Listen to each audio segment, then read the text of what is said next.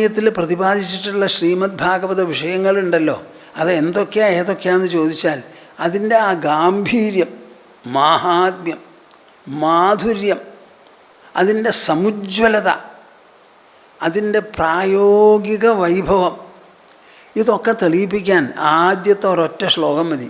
എന്താണത്?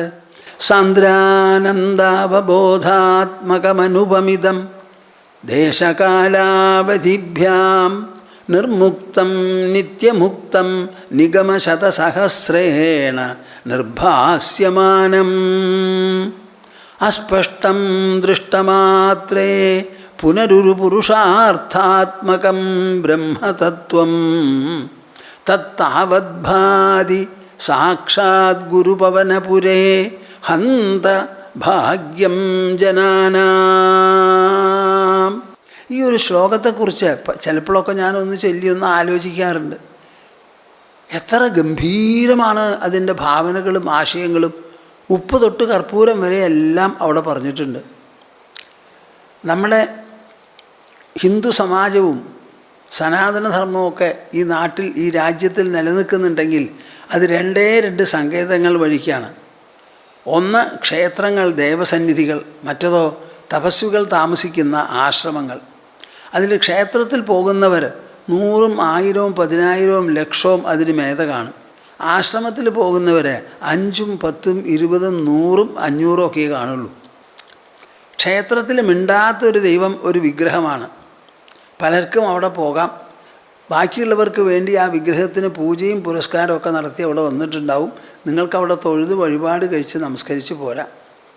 ആശ്രമത്തിൽ പോകുമ്പോൾ വരൂ എന്ന് പറഞ്ഞ് സ്വാഗതം ചെയ്യാനും എന്തേ വന്നേന്ന് ചോദിക്കാനും മനസ്സിന് വല്ല വിഷമങ്ങളോ സംശയങ്ങളോ ഉണ്ടെങ്കിൽ എന്താണെന്ന് ചോദിച്ച് അത് തീർത്തു കൊടുക്കാനുള്ള ആൾ ഇവിടെ ഉണ്ടാവും. അപ്പോൾ ക്ഷേത്രത്തിൽ നടക്കാത്ത കാര്യമാണ് ആശ്രമങ്ങളിൽ നടക്കുക. ഈ ക്ഷേത്രങ്ങളിൽ പലതും മഹാക്ഷേത്രങ്ങളാണ്. അങ്ങനെ ഒരു വിശേഷപ്പെട്ട ക്ഷേത്രമാണ് ഗുരുപവനപുരം, ഗുരുവായൂർ എന്ന് പറയുന്ന ഈ ക്ഷേത്രം. അവിടെ വാസ്തവത്തിൽ ശ്രീകൃഷ്ണൻ്റെ അച്ഛനമ്മമാർ പൂജിച്ചിരുന്ന മഹാവിഷ്ണുവിൻ്റെ വിഗ്രഹമാണത്രേ അവിടെ പൂജിക്കുന്നത്. പറയണത് ശ്രീകൃഷ്ണ ക്ഷേത്രം എന്നാണ്. അതൊരു എന്താ പറയുക, അപപാഠമായി തീർന്നിരിക്കുകയാണ്. അപ്പോൾ ഇവിടെ ഭട്ടതിരിപ്പാട് പറയണത് നോക്കൂ. സാന്ദ്രാനന്ദാവബോധാത്മകമനുപമിതം ദേശകാലാവധിഭ്യാം നിർമുക്തം. ആ വിഗ്രഹത്തിലൂടെ പ്രസ്ഫുരിപ്പിക്കുന്നത് എന്താണെന്ന് ചോദിച്ചാൽ ബ്രഹ്മതത്വം. എന്താ ഈ ബ്രഹ്മം, പരബ്രഹ്മം എന്ന് പറഞ്ഞാൽ ഈശ്വരൻ, ഈശ്വരിയൊക്കെ പുല്ലിംഗ സ്ത്രീലിംഗങ്ങളോടുകൂടി പറയുന്ന വാക്കുകളാണ്. അതിനൊക്കെ മുമ്പ് ഈ ആകാശത്തിൽ നിന്നല്ലേ ബാക്കി 4 ഭൂതങ്ങളും ഉണ്ടായിരിക്കുന്നത്. അതേപോലെ ഈ ദൃശ്യപ്രപഞ്ചം മുഴുവനും ഉണ്ടായിട്ടുള്ളത് ദൃഷ്ടരൂപത്തിലുള്ള ഒരു വിശേഷപ്പെട്ട എന്താ പറയുക, ചൈതന്യവിശേഷത്തിൽ നിന്നാണ്. അതിനൊരു നാമവുമില്ല, രൂപവുമില്ല, മണവുമില്ല, ഗുണവുമില്ല. അതിനെന്താ അനുഭവം, രസം എന്ന് ചോദിച്ചാൽ സാന്ദ്രാനന്ദാവബോധാത്മകം. അതാണ് ഇതിൻ്റെ സ്വഭാവം. സാന്ദ്രമായിരിക്കുന്ന ആനന്ദം. ആ ആനന്ദത്തെ വെളിപ്പെടുത്തുന്നതും ആനന്ദം സ്വരൂപമായിട്ടുള്ളതുമാണ്. അതിൻ്റെ വിശേഷം എന്താ? അനുപമിതം. അതിന് ഉപമ പറയാനോ ദൃഷ്ടാന്തങ്ങൾ പറയാനോ ഒന്നും സാധ്യമല്ല. ഒക്കെ ദൃശ്യപ്രപഞ്ച. ഇത് ദ്രഷ്ടാവാണ്. ദ്രഷ്ടാ ദൃശ്യമല്ല. ദൃശ്യത്തെ പ്രകടമാക്കുന്നതും കാണിച്ചു തരുന്നതുമാണ് ദ്രഷ്ടാവ്, എല്ലാറ്റിനും സാക്ഷിയായി. ദേശകാലാവധിഭ്യാം നിർമുക്തം. ഈ പരബ്രഹ്മം എന്ന് പറയുന്ന ആ സാന്നിധ്യത്തെ നമ്മൾ വേണ്ടതുപോലെ പരിഗണിക്കുമ്പോൾ അവിടെ ദേശവും കാലവും ഒന്നും ഉണ്ടാവില്ല. അതൊക്കെ പിന്നീട് വന്നതാ. നിത്യമുക്തമാണത്, എപ്പോഴും സ്വതന്ത്രമാണ്. നിഗമശതസഹസ്രേണ നിർഭാസ്യമാനം. 100 കണക്കിന് 1000 കണക്കിന് ശാസ്ത്രങ്ങളുണ്ടല്ലോ, വേദങ്ങളടക്കം. അവയെല്ലാം ഈ ബ്രഹ്മതത്വത്തെ വെളിപ്പെടുത്താൻ മാത്രം വേണ്ടി നിലകൊള്ളുന്നതാണ്.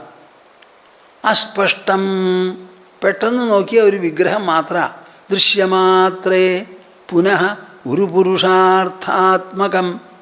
എന്നാൽ അവിടെ ചെന്ന് ഭജിച്ച് ആരാധിച്ച് പ്രദക്ഷിണം വെച്ച് അവിടെ നടക്കുന്ന എന്തെല്ലാം കാര്യങ്ങളുണ്ടോ വിജ്ഞാപകമായി അതൊക്കെ പങ്കെടുത്ത് മനസ്സിലാക്കി ഇന്നത്തെ കാലത്ത് പ്രത്യേകിച്ചും ചെയ്യുന്നവർക്ക് പുരുഷാർത്ഥാത്മകം